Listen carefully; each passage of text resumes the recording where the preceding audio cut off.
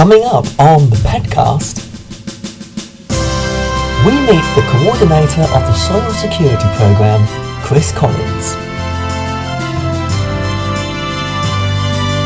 We investigate the ABC of soil at the Natural History Museum.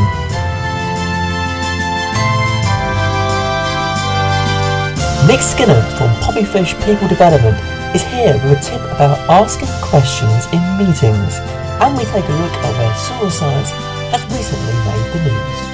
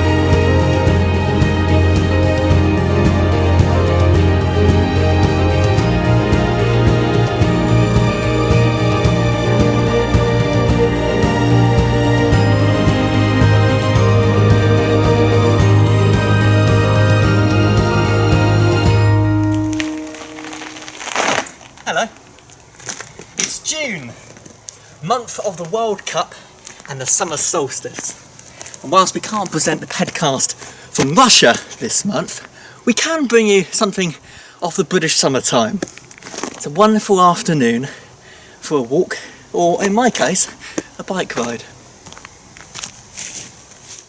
And earlier this month, thousands around the country went outside for one of the biggest events on the farming calendar.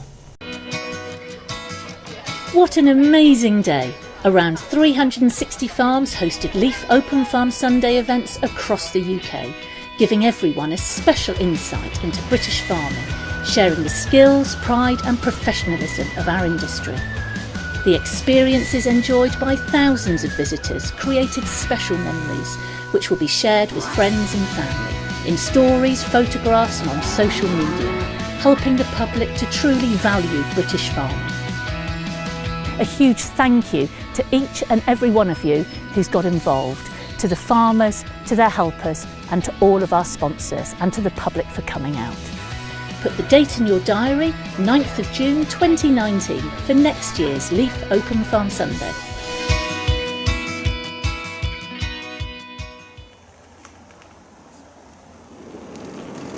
Well, if you can't wait till next June to get back into contact with some soil, here's a few BSQ events that you might be interested in.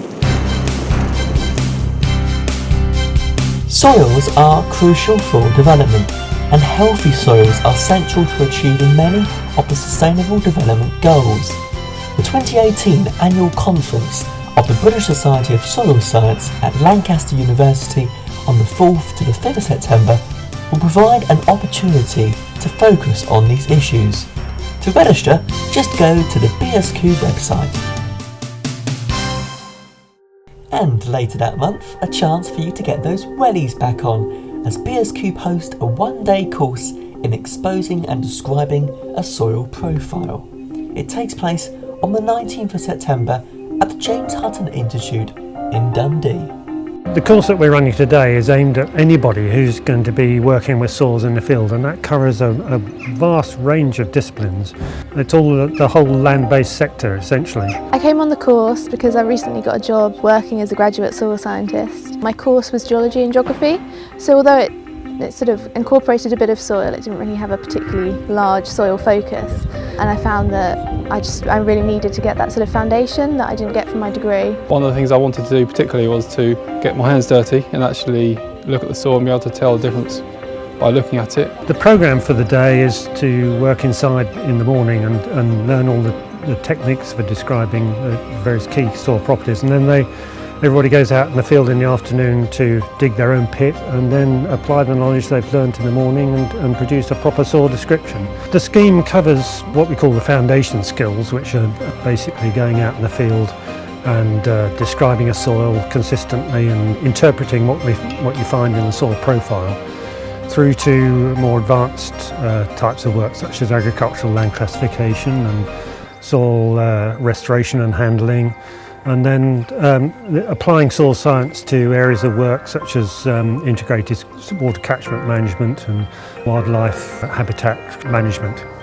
And by the end of the day, they should be fit. They've got their manual, so they'll be able to go away and apply what they've learnt in the course of their normal work. We manufacture products for urban tree planting. Along with that, we supply the soil.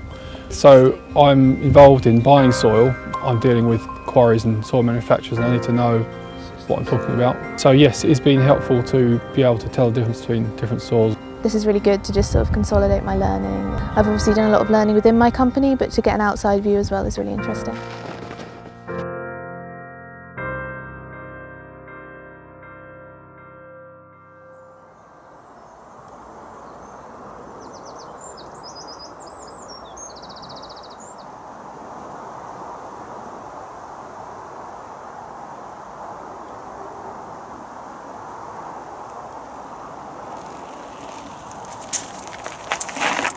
You followed me? Only joking. Oh, just needed a rest. It's been a lovely ride so far. How well do you know your ABC of soil? Airway, breathing, circulation? The American Broadcasting Company? Well, yes, but not in this case. Architecture, biology and chemistry. And this month, the Soil Security Programme attended an event at the Natural History Museum in London, delivering these 3 key ingredients for the soils that lie underneath our feet. Good morning, my name is Jeremy Lalene and I'm here at the Natural History Museum as part of NERC's Operation Earth. I work as part of the Soil Security Programme, and this week we'll be showcasing the ABC of soil. That's its architecture, biology and chemistry, and how those 3 things combine to enable soil to provide the services we require of it. You might like to start with here this activity called Soil CSI, where we offer you the chance to guess where our soil has come from.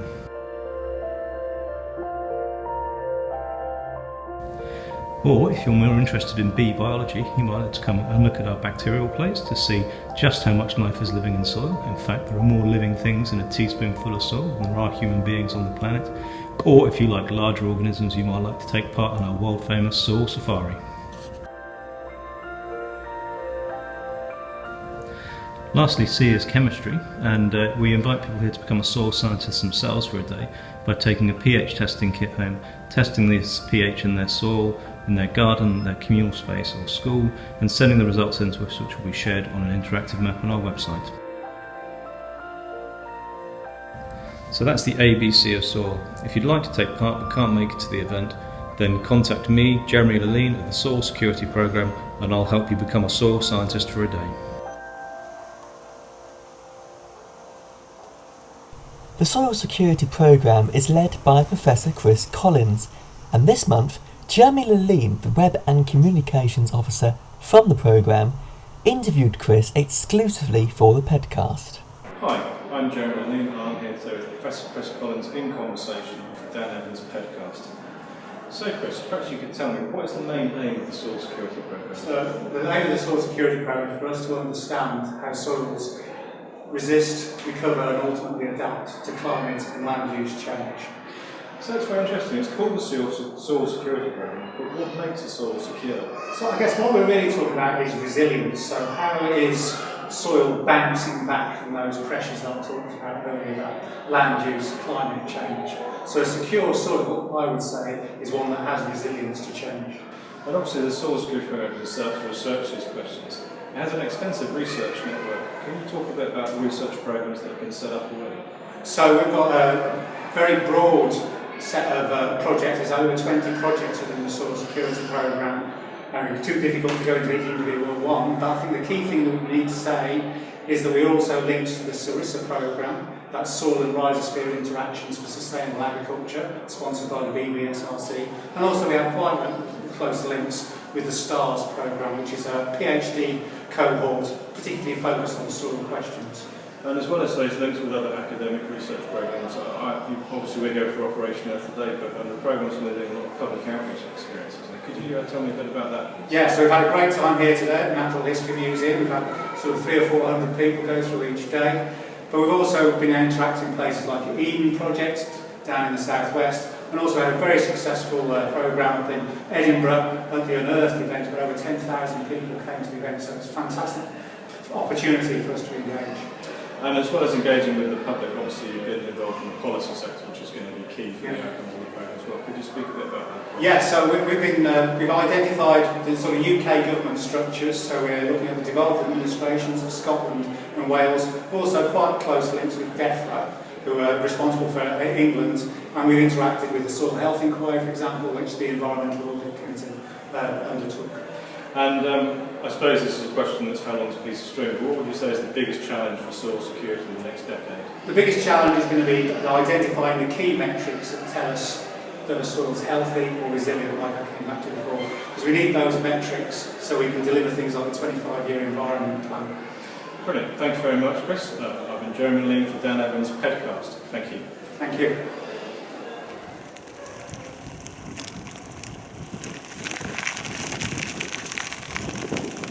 Scientists and engineers are clever people. They tend to be introvert thinkers, they tend to reflect on ideas, and what I'd like to see from scientists more, because I think this is what the best scientists do, the ones that I've worked with, is I'd like to see them ask better questions when they're in meetings with other people.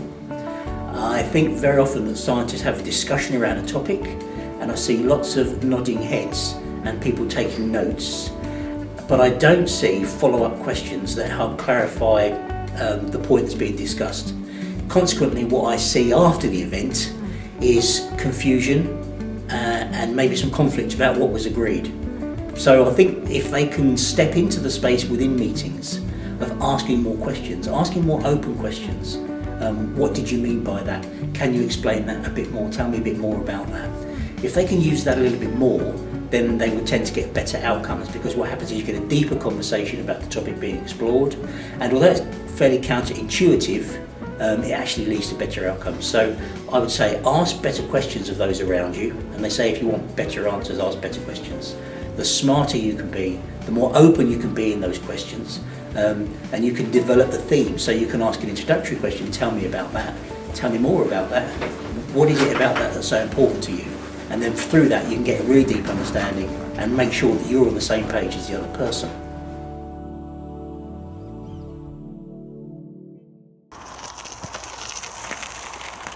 Each month, we try and highlight where soil has made the news. Earlier this month, the Grow Observatory was featured on BBC Scotland after launching a call to recruit green-fingered people as citizen scientists.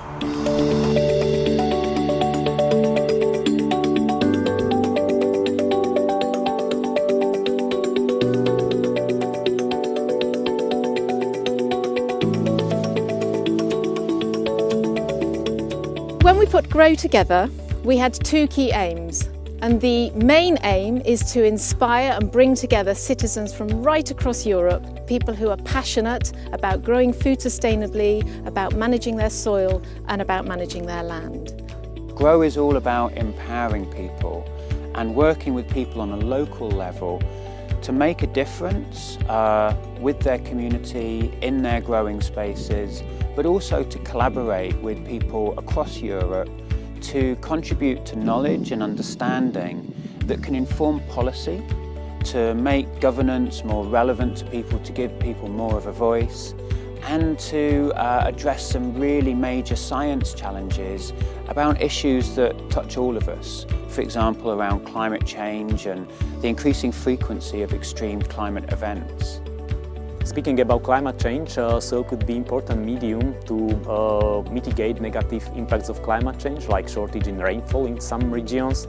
As well as soil is part of the landscape, it's important to understand where the particular location is. So that's why we also developed the methods, or like simple description methods, how to document the land cover, the canopy, what's growing around, so that we can better understand the behavior of the soil and the soil moisture.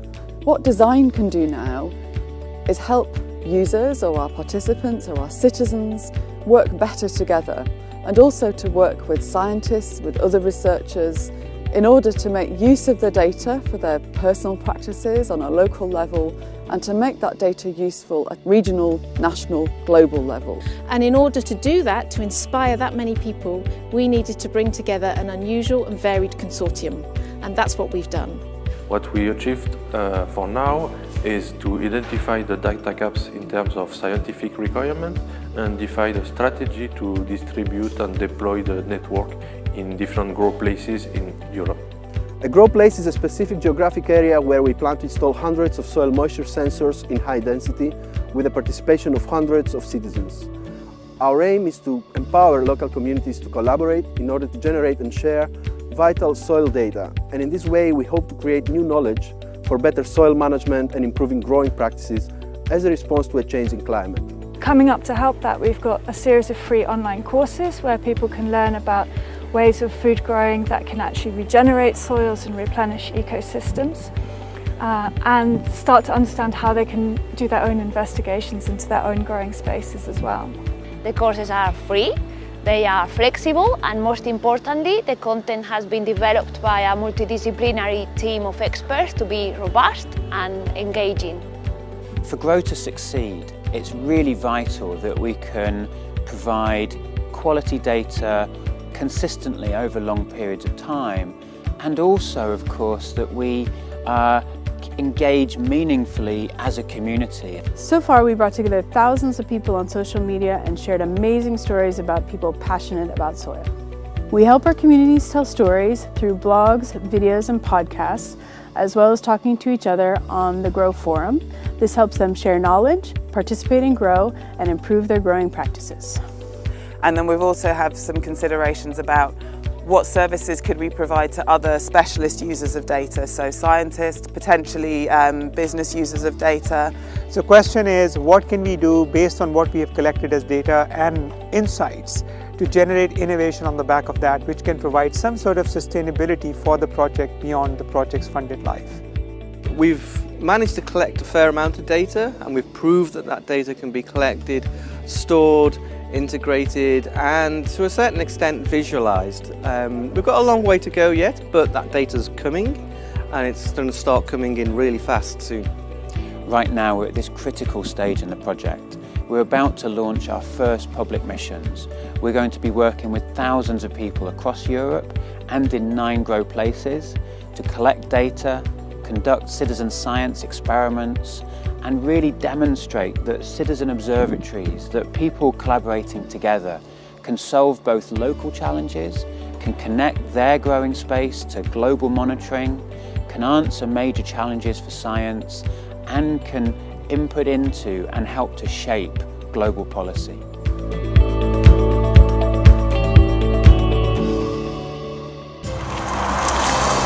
Well, that's about it for this month's programme. I do hope you've enjoyed it. If you've got any comments for the next one, please do let me know on student@soils.org.uk. The PEDcast is having a break next month, but I'll be back in August with a special programme from the World Congress of Soil Science in Brazil. Until then, have a fantastic July, happy cycling, bye bye.